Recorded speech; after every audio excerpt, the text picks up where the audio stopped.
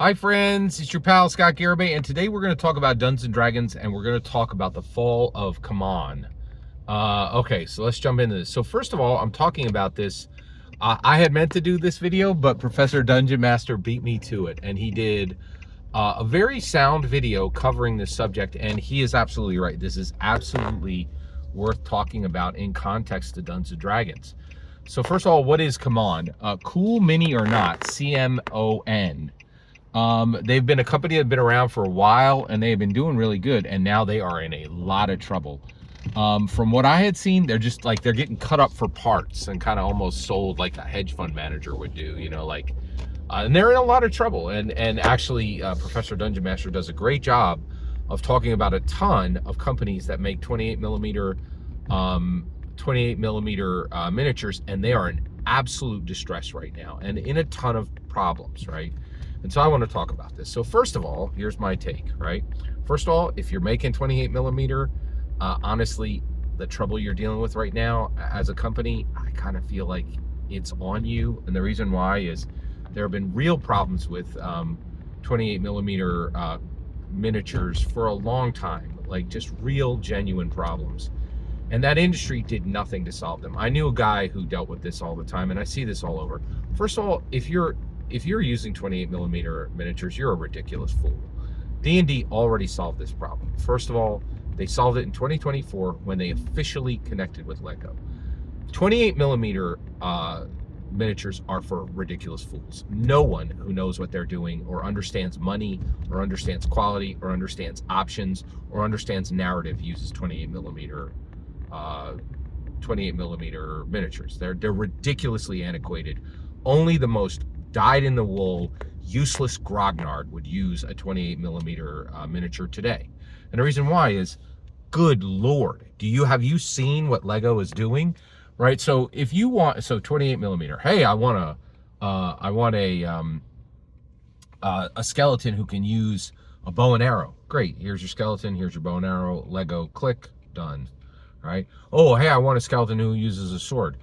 Lego, skeleton, sword, click, done. Oh, I want a skeleton that has a sword and board. Lego, here's your skeleton, here's your sword, here's your board, click, click, done. Right? You bought 4 parts, right? Right? Miniatures, they're like, oh, buy a new one, buy a new one, buy a new one, buy a new one, buy a new one, buy a new one, buy a new one, buy a new one. You have to be a ridiculous fool. There's no customization, right? And I know guys who have filled their house with thousands of these ridiculous, useless, non-customizable miniatures, when Lego does it a million times better. And that's why Dungeons & Dragons officially connected with Lego to supply a far better official miniature and a far better official option for terrain, right? So if you're using Dwarven Forge or 28 million, you don't know what you're doing. You're just a ridiculous fool, okay? And so, of course, any company that makes these ridiculous fool products is going to be in trouble, right? Right? But then here's my second point, right? The other one is Cool Mini or Not is in a ton of trouble, right?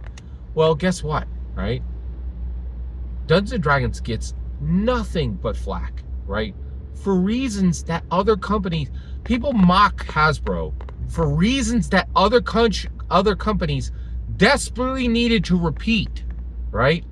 You need multiple streams of revenue, right?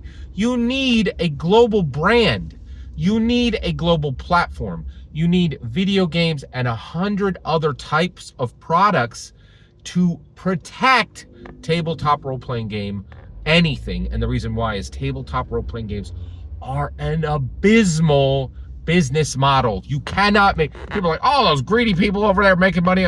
Do you know how hard it is to make money on D&D? It's outrageously difficult. It doesn't use blind boxes and gotchas, right? The way video games do, and the way many products do, right? Physical products do, Labubu's, right?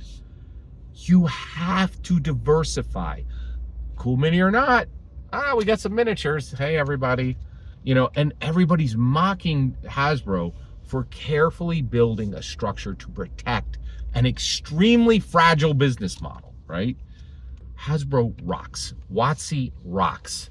You routinely castigate them for practices that now, Cool Mini or not, never implemented and is now going out of business or on its way or in, I don't know if they're actually, it's hard to tell if they're getting cut up and sold for parts or if they're literally going out of business, but they're in definite trouble, right? They're in trouble because they did not do what Hasbro and WotC has carefully done to protect Dungeons and Dragons.